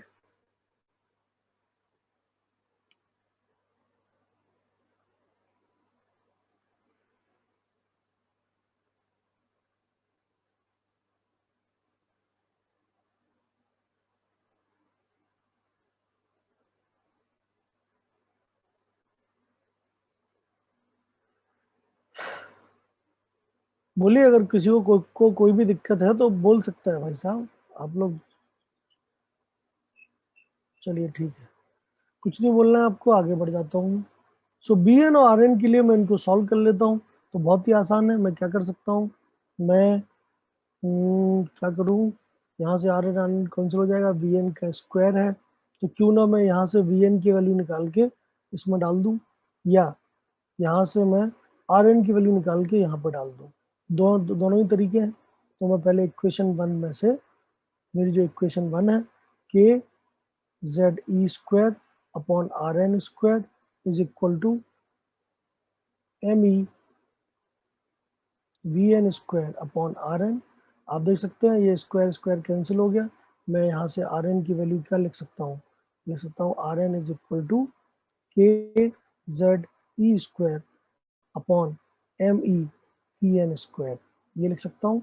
तो ये तीसरी इक्वेशन है, यूज 3 इन 2, तो 2 में डाल देता हूँ। सेकंड इक्वेशन क्या है मेरी, ये वाली, m E V n r n, मैं लिख सकता हूँ एम ई वी एन और आर एन की जगह पे m E V n r N is equal to n H upon 2 pi. तो इसको मैं लिख सकता हूँ एम ई वी एन, और आर एन की जगह पे मैं क्या लिख पाऊंगा, आर एन की जगह पे लिख पाऊंगा के जेड ई square upon M E V N square. आप देख पा रहे हैं वी एन और वी एन एक कैंसिल हो जाएगा, और यहाँ पे आपको इक्वेशन मिल जाएगी N H upon 2 pi is equal to, M E से एम ई भी कैंसिल हो रहा है, देख पा रहे हैं आप, ये मिल जाएगा के जेड ई स्क्वायर अपॉन ई एन। तो आप देख सकते हैं वी एन की वैल्यू निकल के आएगी कितनी, वी एन की वैल्यू निकल के आएगी के जेड ई स्क्वायर अपॉन एन एच, और ऊपर आ जाएगा 2 पाई। आप क्लियरली देख पा रहे हैं कि जो वी एन है that is coming out as k एक कांस्टेंट है, जेड एक कांस्टेंट है, या जेड तो वेरी कर सकता है अलग अलग न्यूक्लियस के लिए, तो के कांस्टेंट है उसको अलग कर लीजिए। इलेक्ट्रिक चार्ज कांस्टेंट है 1.6 इंटू 10⁻⁻19 कूलम, वो अलग कर लीजिए। 2 पाई कांस्टेंट है, अलग कर लीजिए। एच कांस्टेंट है, अलग कर लीजिए। So this will be a new constant. Variable क्या है, जेड, अलग अलग एटम के लिए अलग अलग जेड, और एन, एक सेम एटम में अलग अलग ऑर्बिट नंबर। ये चीज अलग अलग चीजें कांस्टेंट है। के की वैल्यू फिक्स होती है 9 इंटू 10⁻9, ठीक है। पाई की वैल्यू फिक्स होती है 22/7, ठीक है। ई की वैल्यू फिक्स होती है 1.6 इंटू 10⁻⁻19। एच की वैल्यू फिक्स होती है 6.62 इंटू 10⁻34 जूल सेकेंड। तो ऑफकोर्स इन सब फिक्स है, इन सब की वैल्यू को यहाँ पे डाल दीजिए। सो वो एक कांस्टेंट आएगा, so I can write that constant is V naught in Z by N. तो यहाँ से आपको एक स्टैंडर्ड रिजल्ट मिलता है, और जो बहुत ही ज़्यादा इंपॉर्टेंट है, जो आपको जरूर याद रखना पड़ेगा। डेरिवेशन याद रखिए या ना रखिए, वैल्यू क्या मिली, V N is equal to V naught Z by N. V naught की जो एग्जैक्ट वैल्यू निकल के आती है वो आती है 2.18 इंटू 10⁻6 मीटर पर सेकेंड। तो ये एक इम्पॉर्टेंट रिजल्ट है, and you guys need to remember it, ठीक है। सो वी एन का मतलब क्या है, nth ऑर्बिट में, nth ऑर्बिट में स्पीड ऑफ इलेक्ट्रॉन कितना है। वी नॉट की वैल्यू कितनी है, अगर मैं z की वैल्यू 1 कर दूं, n की वैल्यू 1 कर दूं, z की वैल्यू अगर 1 कर दिया, n की वैल्यू 1 कर दिया, सो v आपको मिलेगा वी नॉट के बराबर। मतलब हाइड्रोजन एटम के लिए फर्स्ट ऑर्बिट में जो इलेक्ट्रॉन की स्पीड है वो वी नॉट के बराबर है। So v naught is represented by speed of electron in first orbit of hydrogen atom. Z क्या है भाई, एटॉमिक नंबर, आप जानते हैं। N क्या है भाई, ऑर्बिट नंबर, आप जानते हैं। क्लियर है आपको, आप सभी लोगों को प्लीज बताइए। मैंने दोनों इक्वेशन को सॉल्व करके आंसर निकाला है, ठीक है। देख लीजिए, फर्स्ट इक्वेशन, सेकंड इक्वेशन।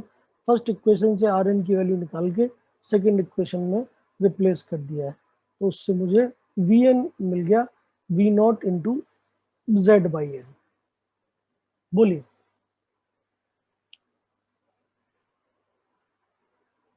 ठीक है। सो क्लियरली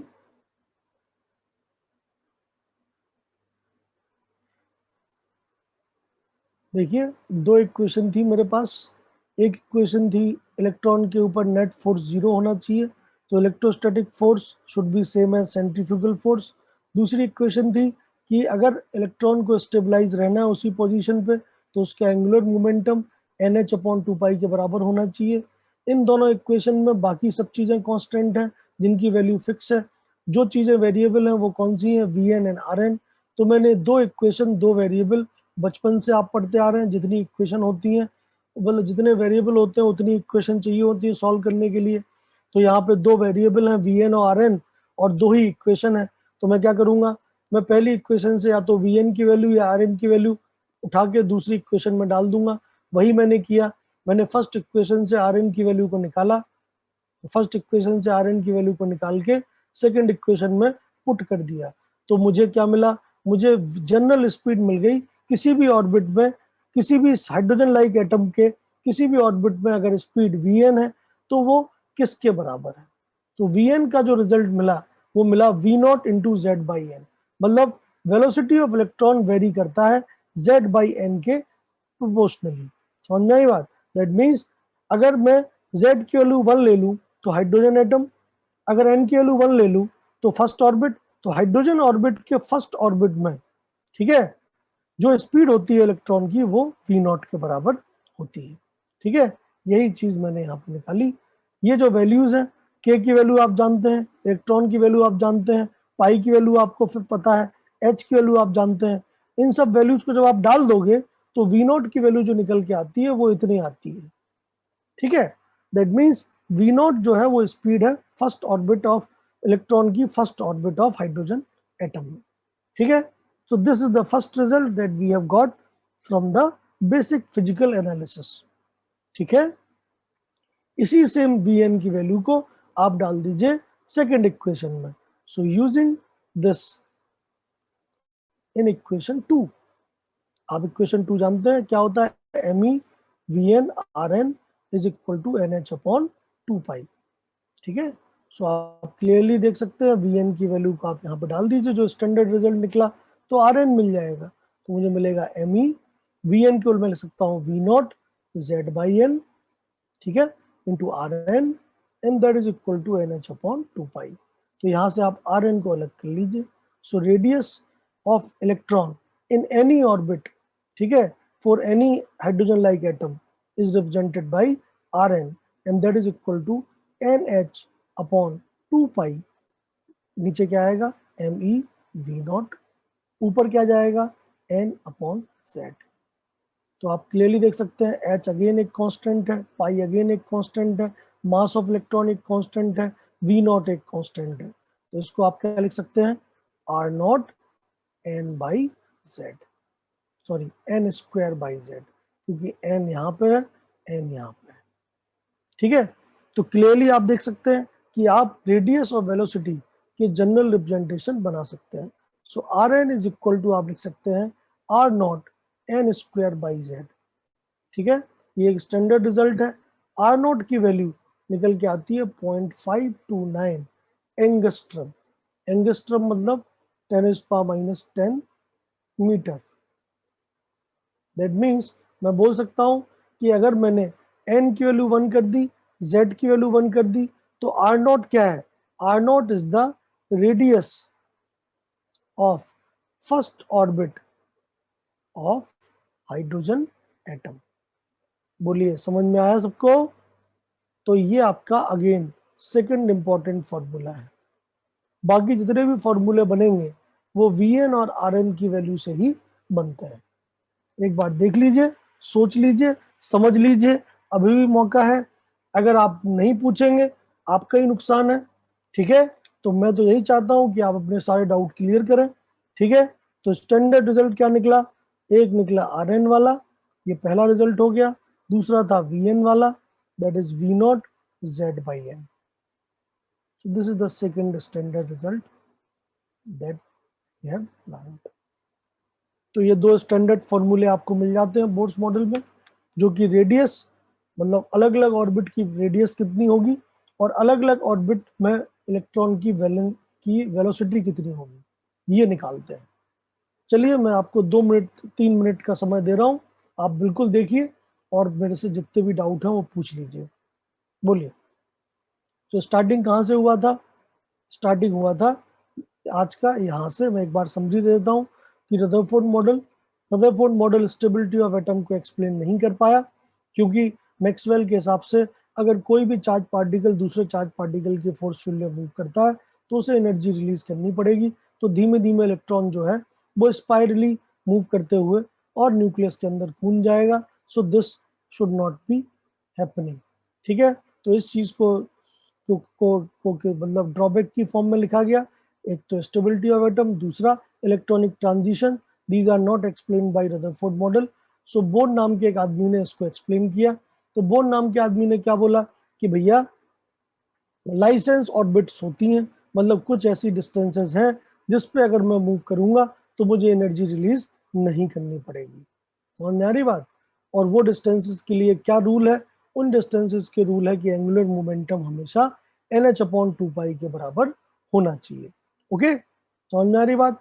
सो NH/2 के बराबर होना चाहिए। तो मैंने आपको बताया सबसे पहले एंगुलर मोमेंटम के बारे में कि एंगुलर मोमेंटम का मैग्नीट्यूड कितना होता है, ये आपको याद करना पड़ेगा। फिजिक्स वाले सर आपको जरूर बताएंगे। दूसरी चीज, अगर किसी भी चीज को सर्कुलर मोशन दिखाना है तो उसके ऊपर जितना सेंट्रीफ्यूगल फोर्स लग रहा है उतनी उसके ऊपर अट्रैक्शन फोर्स भी लगना चाहिए। मतलब अगर मैं r डिस्टेंस पे एक सर्किल में मूव कर रहा हूं तो ये बात पक्की है कि जितना मेरा ड्रिफ्ट हो रहा है उतनी मेरा अट्रैक्शन है। दैट मीन्स ये है कि electrostatic attraction between nucleus and electron should be same as centrifugal force. तो वो इलेक्ट्रोस्टैटिक अट्रैक्शन कितना होता है उसके लिए जनरल फॉर्मूला होता है ये जो मैंने आपको बताया, और सेंट्रीफ्यूगल फोर्स का जनरल फॉर्मूला होता है ये। तो इन दोनों का इस्तेमाल करके मुझे दो इक्वेशन मिली। कौन कौन सी? एक इक्वेशन तो मिली मुझे को ये वाली, जिसमें ये था कि electrostatic attraction is equal to centrifugal force. ये है पहली डेफिनेशन या पहला सर्कुलर मोशन का बेसिस। और दूसरा, स्टेबिलिटी ऑफ एटम को हमने कैसे एक्सप्लेन किया?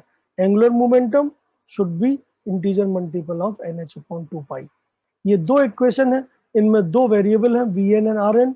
तो ऑफ कोर्स दो इक्वेशन को दो वेरिएबल के साथ हमने सॉल्व किया तो मुझे जनरल रिजल्ट क्या मिलता है? Vn का वैल्यू मिलता है V0 Z/n और Rn का वैल्यू मिलता है R0 n²/z। अगर आप मैथमेटिक्स में अच्छा फील नहीं करते हैं तो आपको डेरिवेशन की कोई आवश्यकता नहीं है, लेकिन ये जो स्टैंडर्ड रिजल्ट मिले ये बहुत इंपॉर्टेंट है, इनको आपको याद जरूर करना पड़ेगा। ठीक है, कि रेडियस किसी भी ऑर्बिट में, रेडियस फर्स्ट ऑर्बिट की रेडियस से कैसे रिलेटेड है, किसी भी ऑर्बिट में वेलोसिटी फर्स्ट ऑर्बिट की वेलोसिटी से कैसे रिलेटेड है। ठीक है, सवाल? हाँ बोलिए, किसी को कोई भी डाउट है तो बताए। अगर डाउट नहीं है तो मैं आपको एक दो क्वेश्चन सॉल्व करके दिखाता हूँ कि किस टाइप के सवाल पूछे जाते हैं। बोलिए।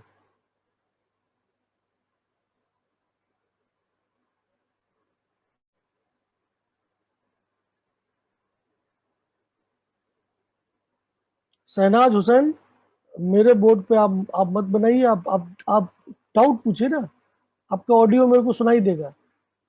आप मतलब शर्माइए मत, डाउट पूछिए। जिसको भी जो भी डाउट है वो एकदम क्लियरली पूछिए।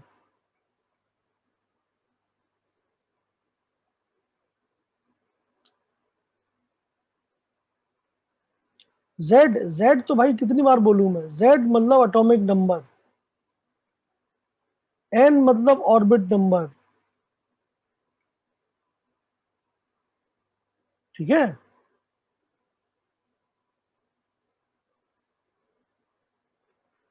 तो किसी को कोई भी डाउट पूछना है अभी भी मौका है, नहीं है तो देखिए सवाल जो है वो इस टाइप से आते हैं। जैसे क्वेश्चन, क्या मैं आपको क्या दूं? जैसे मैं आपको बोलूं कि the radius of an electron present in third orbit of helium plus atom is x unit. Calculate the radius of electron in following cases. पहला, second orbit of hydrogen atom, दूसरा, fourth orbit of Li2+ atom, तीसरा, first orbit of Pe3+ atom. जैसे ये सवाल है, ठीक है। अब मान लेते हैं इस सवाल को मुझे सॉल्व करना है, ठीक है। अब या तो मैं पूरी मैथमेटिक्स लगाऊं, तो मैथमेटिक्स लगाने की आवश्यकता नहीं है, मैंने आपको पहले ही बोला है, ठीक है। अब अगर आपको ये समझ में नहीं आया कि भैया इलेक्ट्रोस्टैटिक फोर्स के Q1 Q2 upon R square ही क्यों होता है, तो इसका कोई जवाब नहीं है, ये फिजिक्स वाले सर आपको समझाएंगे, ठीक है। मैथमेटिक्स जितनी इन्वॉल्व है, अगर वो क्लियर नहीं है आपको, या फॉर्मूले जो है वो मैंने फॉर्मूले कैसे इस्तेमाल करके रिजल्ट तक पहुंचा, अगर उसमें आपको दिक्कत है तो घबराने की जरूरत नहीं है। क्यों? क्योंकि इंपॉर्टेंट रिजल्ट है, आप रिजल्ट पे फोकस करिए। क्या गिवन है इस सवाल में, आप समझिए आंसर। तो सवाल में गिवन क्या है कि एक इलेक्ट्रॉन है जो कि थर्ड ऑर्बिट में प्रेजेंट है। दैट मींस गिवन वैल्यू है, मैं आंसर के लिए अलग कलर ले लेता हूं ताकि आप डिफरेंस नोट कर पाए। तो ये चीज आपको गिवन है, ये चीज क्या है, थर्ड ऑर्बिट। थर्ड ऑर्बिट का मतलब क्या हो गया भाई साहब, n की वैल्यू गिवन है 3, और कौन सा एटम है, helium plus. Helium plus atom के लिए z की वैल्यू कितनी है, 2। तो आप सीधा इक्वेशन लगाइए कि as we know Rn is equal to R0 n²/z। बोलो ये तो स्टैंडर्ड रिजल्ट है, ठीक है। R0 तो फिक्स है, मैं जानता हूं R0 की वैल्यू कितनी है, 0.529 एंगस्ट्रम। मैं तो वैल्यू भी निकाल सकता हूं, लेकिन हमें उसकी जरूरत ही नहीं है, ये एक फिक्स वैल्यू है R0। Rn आपकी रेडियस है, तो पहले आप जो गिवन वैल्यू है उसको निकाल लीजिए। तो आपको क्या गिवन है कि x is equal to, x है x यूनिट, तो x is equal to R0। n की वैल्यू कितनी है, थर्ड ऑर्बिट 3²। z की वैल्यू कितनी है, 2/2। दैट मीन्स x की टर्म्स में आपको R0 की वैल्यू मिल गई। क्या है, R0 ऊपर आएगा 9, नीचे आएगा 2। दैट मीन्स आप बोल सकते हो R0 is equal to 2x/9। ये आपका पहला रिजल्ट आ गया, ठीक है। मतलब R0 की वैल्यू x की टर्म्स में कितनी है ये आपको पता चल गया। क्लियर है बात, ठीक है। तो अभी तक जो चीज गिवन थी उसको आपने यूज करके x और R0 के बीच में रिलेशन निकाल लिया है, लेकिन आपको निकालना क्या है, आपको निकालना है A part, second orbit hydrogen atom. मतलब n की वैल्यू 2 एंड z की वैल्यू 1, हाइड्रोजन एटम मतलब 1। सेकेंड में क्या निकालना है, फोर्थ ऑर्बिट, मतलब n की वैल्यू 4 और z की वैल्यू Li2+ के लिए z की वैल्यू क्या होगी, 3। अगले वाले में क्या निकालना है, फर्स्ट ऑर्बिट, मतलब n की वैल्यू 1 और B3+ के लिए z की वैल्यू 4, ठीक है। तो बस ये वैल्यूज जो है यही तो निकालना था। चलिए तो अब फर्स्ट केस देखते हैं, पहला केस। तो पहले केस के लिए n की वैल्यू 2 है और z की वैल्यू 1 है, आप देख सकते हैं यही लिखा है, देखिए second orbit of hydrogen atom, है कि नहीं, क्लियर। तो सेकेंड ऑर्बिट मतलब n की वैल्यू 2 और हाइड्रोजन एटम मतलब z की वैल्यू 1। तो आप क्या करोगे, आप फिर से फॉर्मूला लिखोगे, Rn is equal to R0 n²/z। निकाल लीजिए, आप Rn निकालना चाहते हैं, Rn की वैल्यू है R2, इस केस में सेकेंड ऑर्बिट है, और R0 है, और n² मतलब 2² / z मतलब 1, मतलब R2 की वैल्यू है 4R0 के बराबर। और R0 को x की टर्म्स में आप निकाल चुके हैं कितना, 2x/9। तो आपका आंसर क्या आ जाएगा कि सेकेंड ऑर्बिट ऑफ हाइड्रोजन के लिए वैल्यू आएगी 4R0 and that is equal to 4, and R0 की वैल्यू है 2x/9, so that is 2x/9, so that is equal to 8x/9 unit.